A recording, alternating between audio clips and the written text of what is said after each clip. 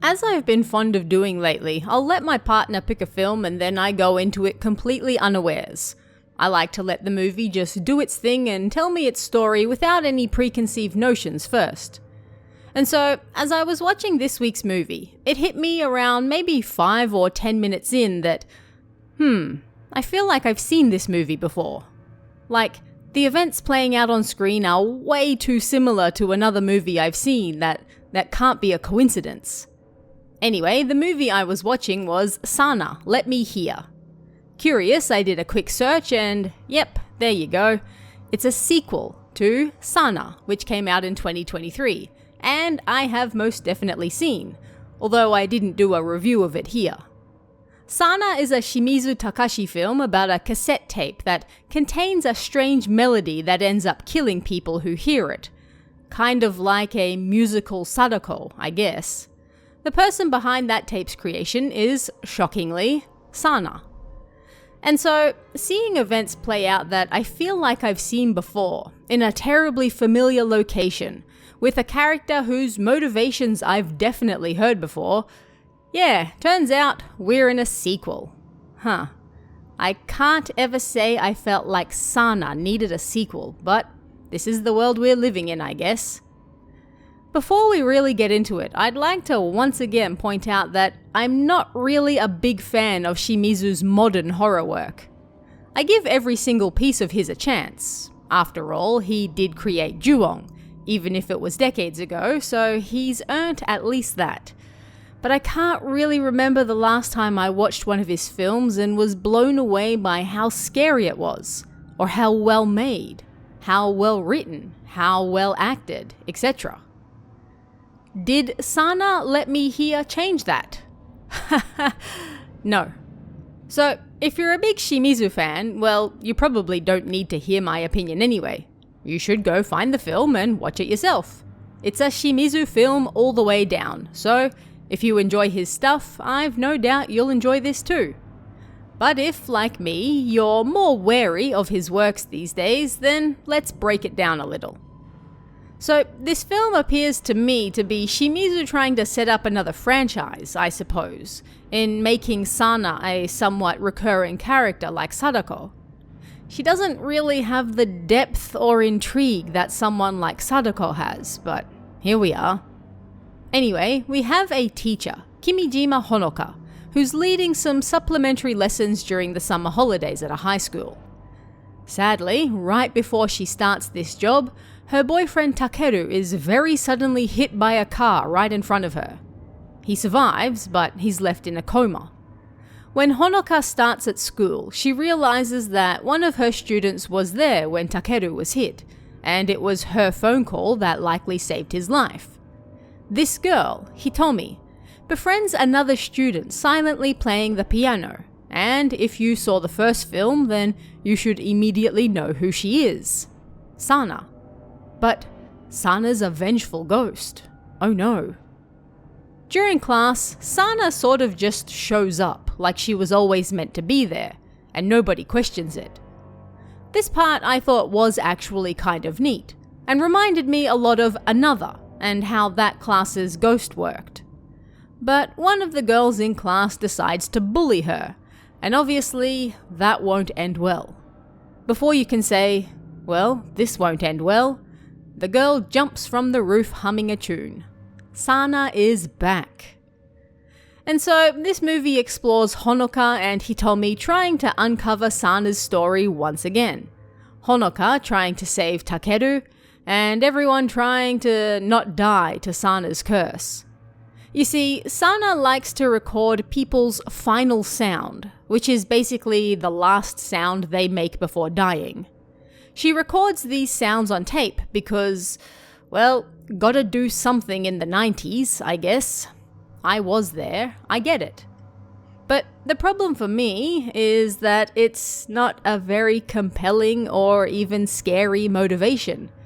It's just, well, this girl is crazy and she likes to record people dying. Run in fear. Oh no, someone is humming. We're all going to die. Like, if we compare her to Sadako for a moment, the differences are clear. Sadako had a very, very good reason for creating her tape. It's revenge for all the bullshit and trauma that happened in her life, culminating in her death. She wants to get back at the world, and she possesses the powers to do it. Hard to argue with that, really. In the movies, she also comes with a time limit, creating tension, and the sound of TV static in a dark, silent room is genuinely frightening.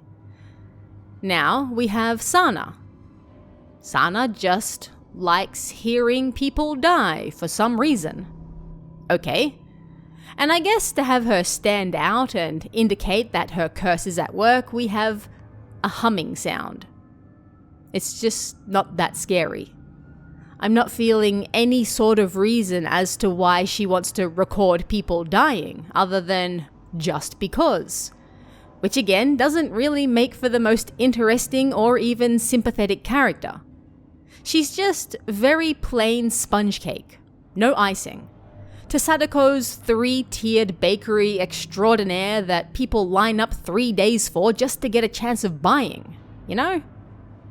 At any rate, Sana isn't really even my biggest problem with this film, or the one preceding it.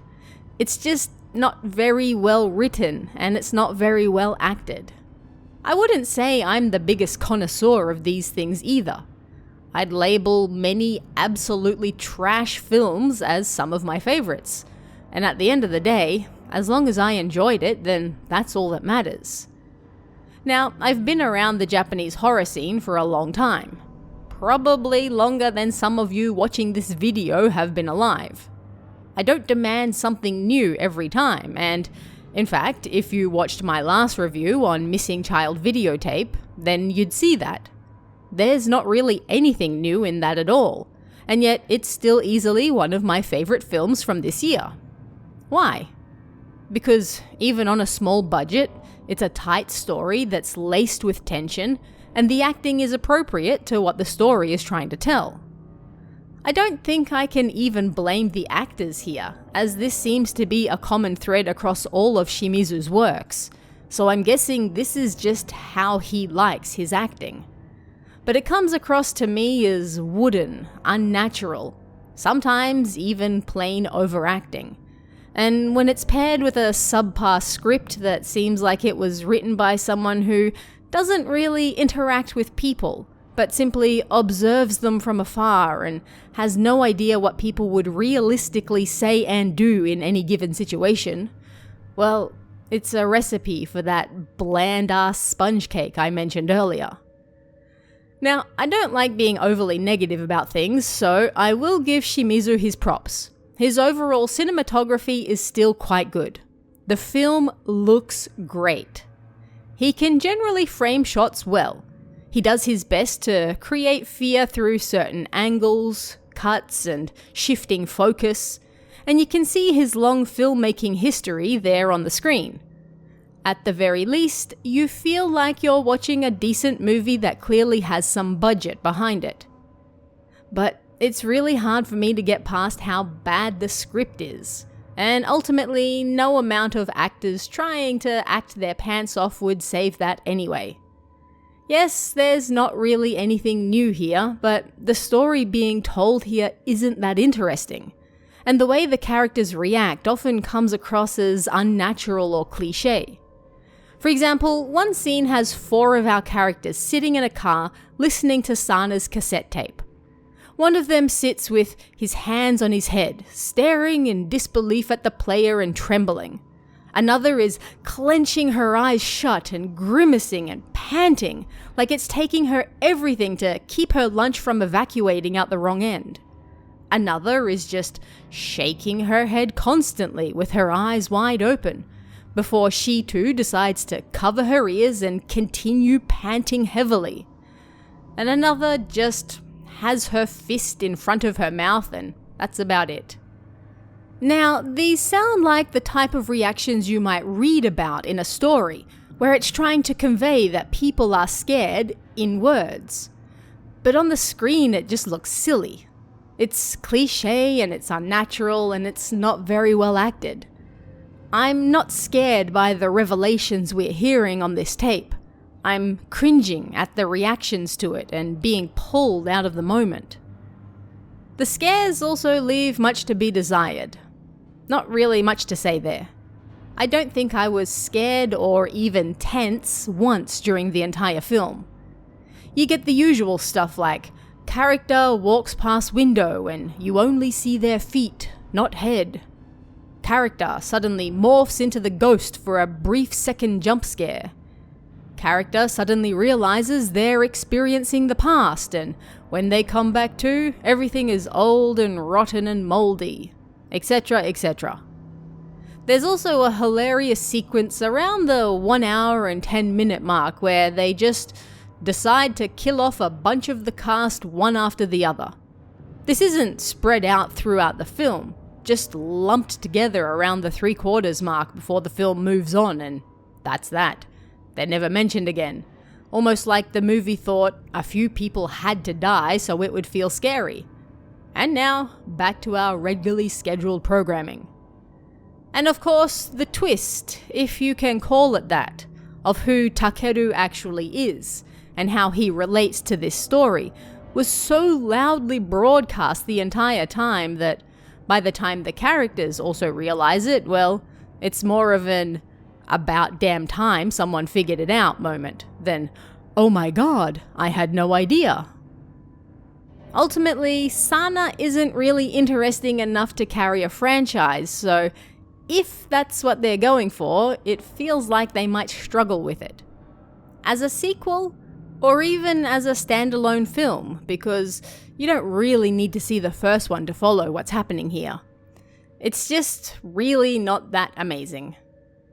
But as a film, should you watch it? Sure. I always say you should give everything a shot at least once. But maybe temper your expectations. It's not fantastic, but I'm sure you've also seen worse before. High standards, I know, but I feel like that sums up a lot of Shimizu's modern works. But what did you guys think of this one? If you've seen the film, let me know your thoughts below, good and bad. And I'll see you guys again next time.